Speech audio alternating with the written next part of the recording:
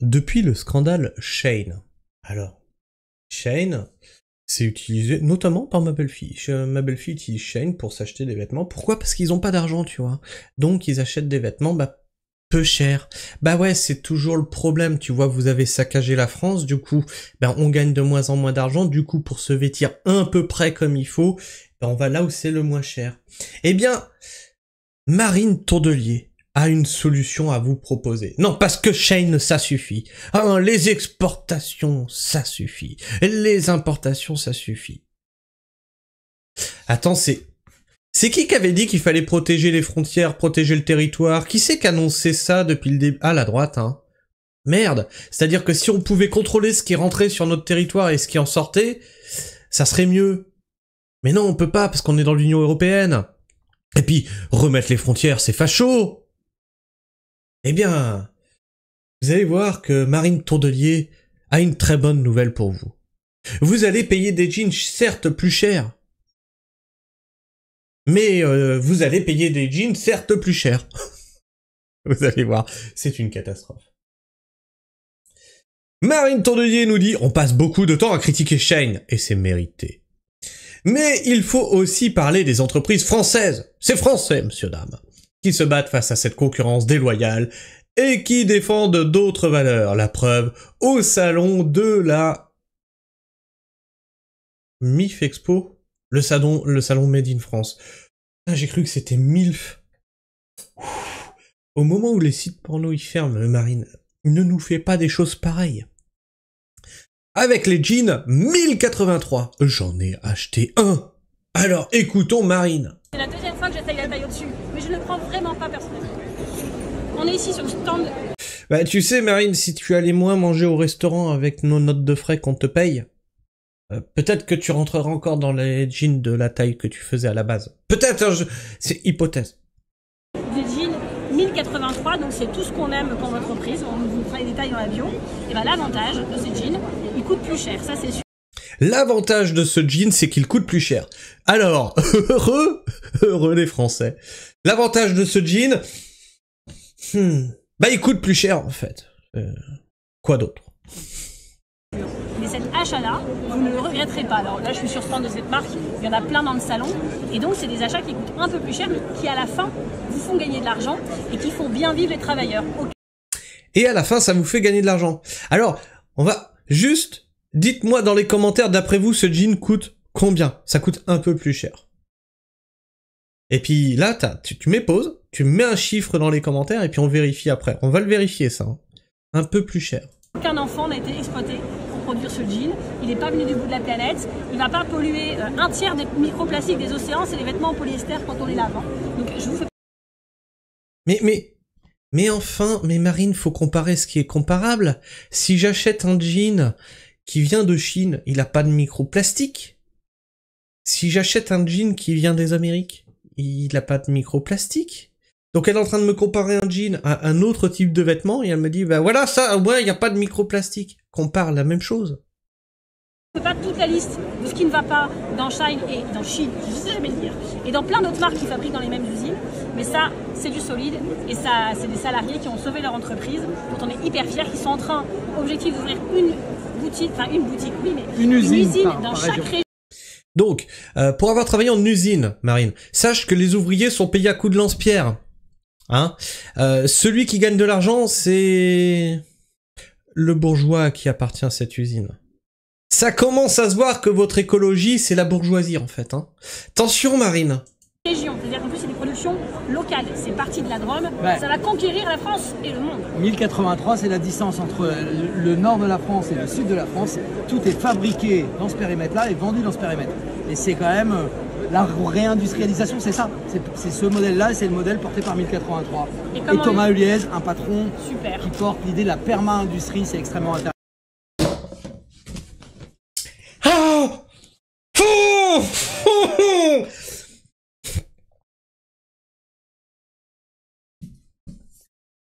Attends, bouge pas.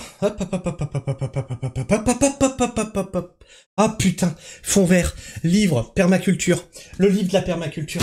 Putain, Putain, je l'avais dit que les industriels commenceraient à utiliser le mot permaculture tellement il a été dévoyé. C'est de l'industrie permacole. La permaculture va à l'encontre de l'industrialisation. C'est de la perma-industrie.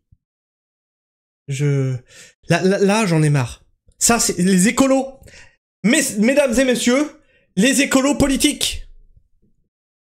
Ah oui, là, tu me vois péter un plomb parce que ça fait un moment que je me bats pour sortir la permaculture de l'ornière qui a été envoyée dans l'ornière par tous les influenceurs de merde sur YouTube, maintenant par les écolos qui mettent en avant des industries. Ça s'appelle du greenwashing. Putain, excusez-moi, mais ça me gonfle. J'ai une exploitation où j'essaye de faire les choses comme il faut et je vois ça. Si j'étais salarié, j'aimerais bien bosser pour lui. Et donc, Pardon? Ok, je te prends au mot. Tu vas passer 3 mois. Tu vas passer 3 mois sur un banc de montage. Tu vas passer 3 mois avec celles qui cousent, qui font de la couture, quoi. Ok? Tu prends tes pauses avec elles. Tu es payé à leur salaire. Ok? On fait ça? C'est facile de dire des choses comme ça, là, sur un salon. on vient de me faire remarquer très délicatement que ce jean, il fallait que je l'essaye maintenant une demi-taille au-dessus. Je ne le prends pas personnellement, mais il a l'air très beau, donc je vais faire ça. Et je vous dis à tout de suite. C'est la deuxième fois que j'essaye la taille au-dessus, mais je ne le prends vraiment pas personnellement.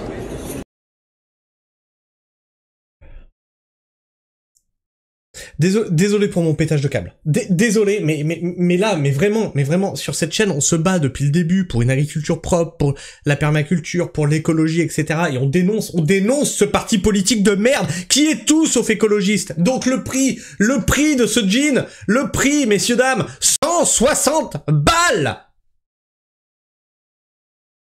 C'est de la perma-industrie, messieurs, dames!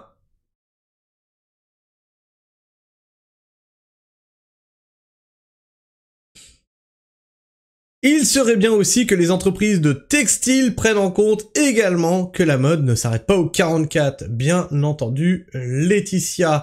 Et tiens, quelqu'un qui nous ressort un truc que j'avais déjà affiché. Les vêtements écolos, tu vois, le Europe Écologie Les Verts, Made in Bangladesh. Eh ben alors, Marine?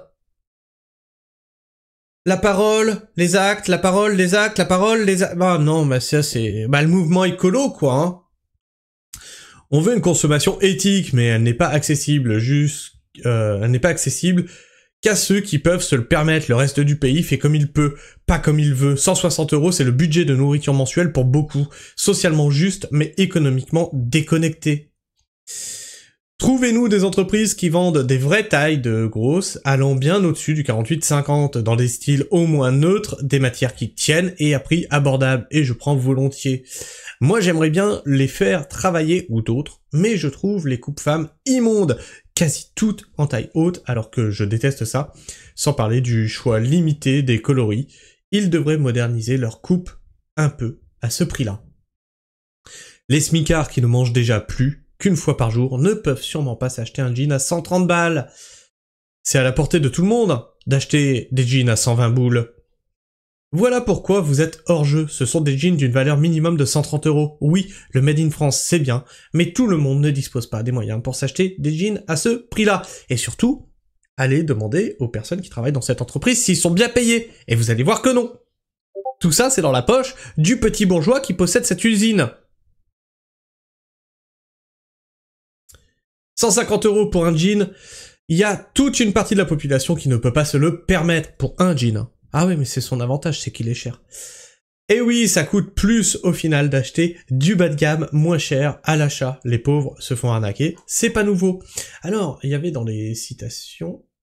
Comment ça? Normalement, je l'avais cité. J'avais fait une citation de Marine. Mais enfin, Marine, reviens!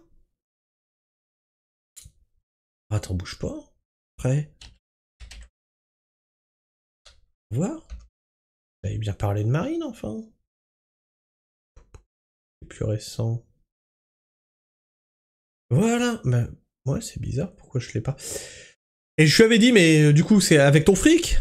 Ou en note de frais, avec le fric du contribuable. Ah oui, elle s'achète un jean, messieurs, dames. Bah oui, mais en note de frais. Ça lui coûte rien, c'est nous qu'on paye son jean. C'est de la perma-industrie, dites-vous. Petite info, Marine, sais-tu pourquoi Shein marche en France? Parce qu'on n'a pas de thunes. Et vous, messieurs, dames, êtes-vous prêts à acheter un jean à 150 balles? C'est pour la magie, c'est pour ton pays, c'est pour l'écologie, c'est pour que tu l'aies dans le fion. J'en ai marre de voir les mots qui sont des outils à la base pour justement sortir l'agriculture de l'ornière, pour sortir de l'industriel, etc. La permaculture, c'était un bel outil à la base qui a été dévoyé, le mot a été tordu à tel point que les industriels s'en resservent. Je vous avais déjà montré que même les agriculteurs FNSEA commençaient à l'utiliser. C'est une sorte de permaculture agro-industrielle, il y a 1 an. Aujourd'hui, on a carrément la permaculture industrielle. S'il vous plaît, messieurs, dames. Ça n'a plus aucun sens. C'est comme le bio.